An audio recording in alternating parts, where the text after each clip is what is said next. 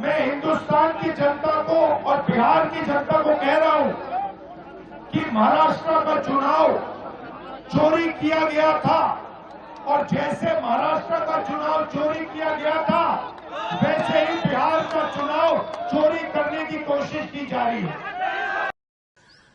पहले ये नाम काट रहे हैं, फिर पेंशन काटेंगे, फिर राशन काटेंगे। इसको लेकर के जो है सभी महागठबंधन के दलों ने आज बिहार बंद का ऐलान किया है। ये लोग कभी मेहनत नहीं कर सकते। अरे भाई, जनता के बीच में जाओ। जनता ने 4 करोड़ लोगों ने फॉर्म जमा कर दिया, आई बेचारे आंदोलन में लगे। नमस्कार, द ट्रुथ के इस अंक में मैं प्रीति पांडे अपने सभी दर्शकों का बहुत स्वागत करती हूं। दोस्तों, आज एक बार फिर बात बिहार की होगी। क्या करें, चुनावी राज्य जो है बिहार, जहां साल के अंत में चुनाव होने वाले हैं और आज का दिन तो वैसे भी बहुत खास। आज विपक्षी खेमे महागठबंधन की तरफ से बिहार बंद का आह्वान किया गया। हालांकि आज देश में 10 ट्रेड यूनियनों द्वारा भारत बंद का आह्वान भी किया गया था। ऐसे में पहले से जिस बंद को बुलाया गया था उसमें चुनाव आयोग के वोटर सूची पुनरीक्षण यानी उसको दोबारा वेरिफिकेशन कराने की जो पूरी कवायद है उसे मुख्य मुद्दा बनाते हुए महागठबंधन खेमे की तरफ से बंद का आह्वान किया गया। कुल मिलाकर के अगर बंद के लिहाज से बात की जाए तो ये बंद एक सफल बंद कहा जाएगा, क्योंकि बड़ी संख्या में कांग्रेस की और राजद के कार्यकर्ताओं के साथ में सीपीआईएमएल के जो कार्यकर्ता हैं वो सड़कों पर उतरे और चुनाव आयोग के फैसले के विरुद्ध प्रदर्शन करते, नारेबाजी करते नजर आए। कहीं ट्रेनों की रफ्तार पर ब्रेक लगा तो कहीं सड़कों पर चक्का जाम नजर आया। कुल मिलाकर के एक बंद के दरमियान जो तस्वीरें देखने को मिलती हैं वो तस्वीर बिहार से विपक्षी खेमे के लिहाज से आज नजर आई। इस प्रदर्शन के साथ ही इसे जहां विपक्षी खेमे का शक्ति प्रदर्शन भी कहा जा रहा है, वहीं एक चीज स्पष्ट हो गई कि बिहार का चुनाव इतना आसान नहीं होने वाला है। यानी एनडीए के खेमे के लिए केक वॉक तो कतई नहीं होगा। लेकिन आज क्योंकि चुनाव आयोग ने जो वोटर लिस्ट पुनरीक्षण को लेकर के, वेरिफिकेशन प्रोसेस को लेकर के बड़ा फैसला लिया है, जिसके विरुद्ध विपक्षी खेमा पहले से ही सुप्रीम कोर्ट भी पहुंचा हुआ है, इसके विरुद्ध ही आज विपक्षी खेमे की 2 बड़ी पार्टियां, इसके अलावा सीपीआईएमएल भी शामिल थी, लेकिन मैं बात इस वक्त आरजेडी और कांग्रेस की कर रही हूं। इनके दोनों ही दिग्गज चेहरे, बड़े चेहरे आज जनता के साथ, जनता के बीच इस मार्च में शरीक हुए। जिस गाड़ी पे सवार होकर के इनका मार्च आगे बढ़ा उसमें सीपीआईएमएल के भी बड़े चेहरे मौजूद थे, लेकिन वे जो मेन फोकस रहा वो तेजस्वी यादव और राहुल गांधी पर रहा। राहुल गांधी ने जहां अपने प्रदर्शन के दरमियान संविधान का एक बार फिर मुद्दा उठाया और महाराष्ट्र चुनाव में जो हुआ था उसका जिक्र किया। राहुल गांधी ने कहा कि महाराष्ट्र का चुनाव चोरी कर लिया गया था और अब बिहार के चुनाव को भी चुराने की कोशिश की जा रही है। राहुल गांधी ने बताया कि क्योंकि ये समझ चुके हैं कि हम इनके पैटर्न को भांप चुके हैं, इसलिए इस बार इस पूरी कवायद के जरिए बीजेपी को फायदा पहुंचाने की कोशिश की जा रही है इस पूरी प्रक्रिया के तहत। वहीं तेजस्वी यादव ने सीधे तौर पर इलेक्शन कमीशन को कहा कि ये दादागिरी नहीं चलेगी। बिहार लोकतंत्र की जननी है और लोकतंत्र की जननी की जमीन पर ही गरीबों से उनके वोट का अधिकार छीनने की जो कोशिशें चल रही हैं, ये दादागिरी नहीं चलेगी। जरा पहले राहुल गांधी और तेजस्वी यादव जब अपना संबोधन दे रहे थे, या प्रोटेस्ट से पहले जब तेजस्वी यादव जाने वाले थे, मीडिया से मुखातिब हुए तो उन्होंने क्या कहा पहले वो सुनाते हैं, और फिर जब प्रोटेस्ट के दरमियान इनका संबोधन देखने को मिला तो राहुल गांधी और तेजस्वी यादव ने क्या कुछ कहा आपको सुनना चाहिए। देखिए, हम आज पूरा बिहार बंद है और आप सब लोग जान रहे हैं जिस प्रकार से इलेक्शन कमीशन ने अपनी विश्वसनीयता जो है वो खो दिया है और लगातार जो है गरीबों का वोटर लिस्ट से नाम काटने की बड़े पैमाने पर तैयारी चल रही है। पहले ये नाम काट रहे हैं, फिर पेंशन काटेंगे, फिर राशन काटेंगे। इसको लेकर के जो है सभी महागठबंधन के दलों ने आज बिहार बंद का ऐलान किया है। साथ ही जितने ट्रेड यूनियन थे उनका पहले से ही बंद करने का कॉल था। हम लोग उसका भी समर्थन करते हुए आज राहुल गांधी जी आ रहे हैं, लेफ्ट के सभी हमारे साथी हैं, मुकेश जी हैं, सब लोग मिलकर के बिहार बंद कर रहे हैं। देखिए पूरे बिहार के लोगों में नाराजगी है इलेक्शन कमीशन को लेके। खास तौर पे इलेक्शन कमीशन जो है अब एक पॉलिटिकल पार्टी का प्रकोष्ठ बन करके रह गया है। उसके इशारे पे ही सारा फैसला निर्णय जो है लिया जाता है। ये भाजपा की नीति जी की ये जो मोदी आयोग है इनकी दादागिरी नहीं चलेगी। लोकतंत्र की जननी बिहार है और उसी लोकतंत्र की जननी से जो लोकतंत्र को खत्म करना चाहते हैं ये हम बिहार के लोग हर कुछ नहीं होने देंगे। इलेक्शन कमीशन मैं आपको साफ बोल रहा हूं और आप जानते हो मैं बिना बात को समझे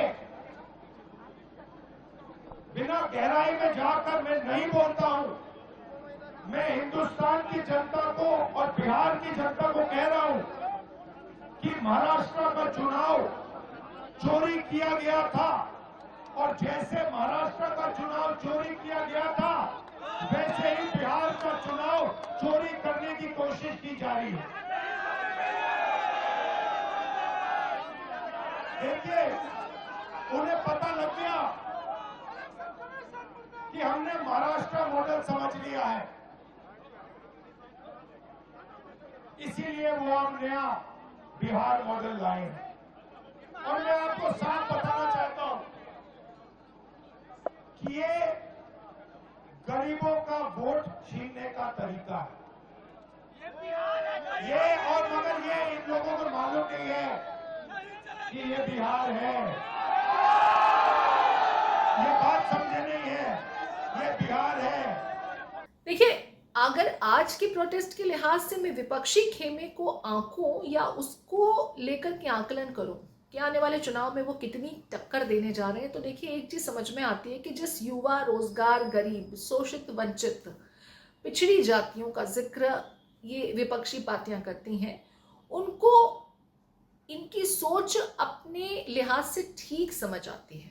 उनको ये लगने लगा है कि हाँ, अगर हमारे हितों की, हमारे मुद्दों की कोई बात कर रहा है तो विपक्षी खेमा ही है। आज शायद इसी वजह से बड़ी संख्या में, बड़े नंबर्स के साथ में ये प्रोटेस्टर्स रोड पर थे। हालांकि पुलिस ने इन्हें बीच में ही रोका और जहां पर इन्हें रोका गया वहीं राहुल गांधी और तेजस्वी यादव का संबोधन भी सुनाई दिया, देखने को मिला। लेकिन विपक्षी खेमे के इस बंद के आह्वान पर सत्ता पक्ष की तरफ से भी मल्टीपल प्रतिक्रियाएं आई हैं।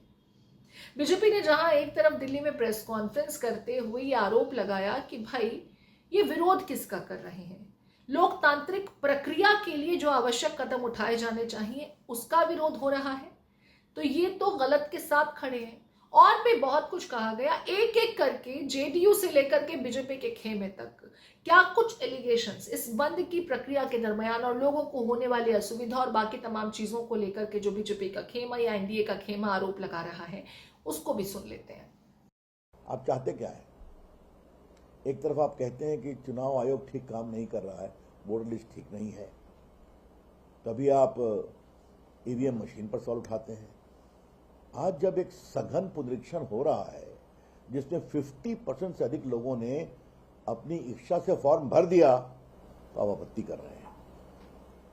तो इन तमाम परिस्थितियों के आलोक में एकमात्र संकेत यही है कि ये विपक्षी उन लोगों के कंधों पर इलेक्शन जीतने का षड्यंत्र करना चाहते हैं। इस तरह से कांग्रेस पार्टी को महाराष्ट्र में मुंह खानी पड़ी है, उससे भी ज्यादा दुर्गति कांग्रेस पार्टी की बिहार में होगी, क्योंकि वो जन आधार खो चुके हैं। देखिए, ये लोग कामचोर लोग हैं, ये लोग कभी मेहनत नहीं कर सकते हैं, जमीन पर नहीं जा सकते हैं, सिर्फ बोल सकते हैं।